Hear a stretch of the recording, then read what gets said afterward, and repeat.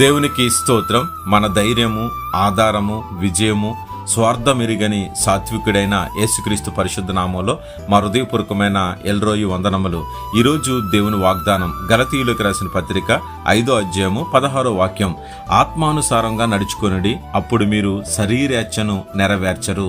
ప్రియమైన సహోదరి సహోదరా, ఆత్మకు శరీరానికి విరోధం, శరీరం ఆత్మకు విరోధం. అయితే శరీర కార్యాలు మీరు చేయకూడదు, మీలో జరగకూడదు అంటున్నాడు.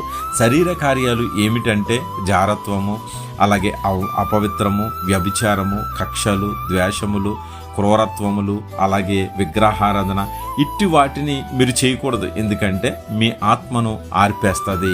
అందుకని ఆత్మను ఎప్పుడు మీరు వెలిగించుకుంటూ ఆత్మపూర్ణులై ఉండండి.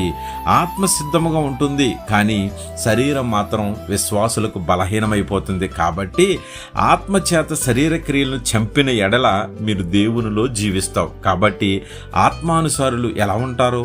ఆత్మ విషయమైన విషయాల కోసం మనం ఎంతో పరితపిస్తూ ఉంటాము, మనసుంచుతూ ఉంటాము.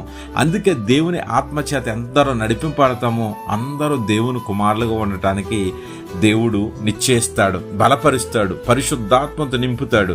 క్రమముగా ఆత్మలో నడుచుకుంటూ ఉంటాము.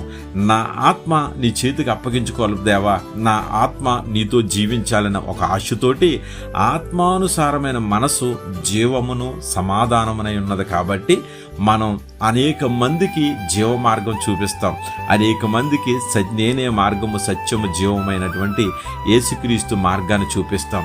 ఆయనే సమాధానాన్ని పంచిపెడతాం, శాంతిని పంచిపెడతాం, ఆత్మానుసారంగా నడుచుకుంటాం. ఇదిగో ఆత్మ ఫలాలతో వర్ధిల్లుతూ ప్రేమను పంచుతాం.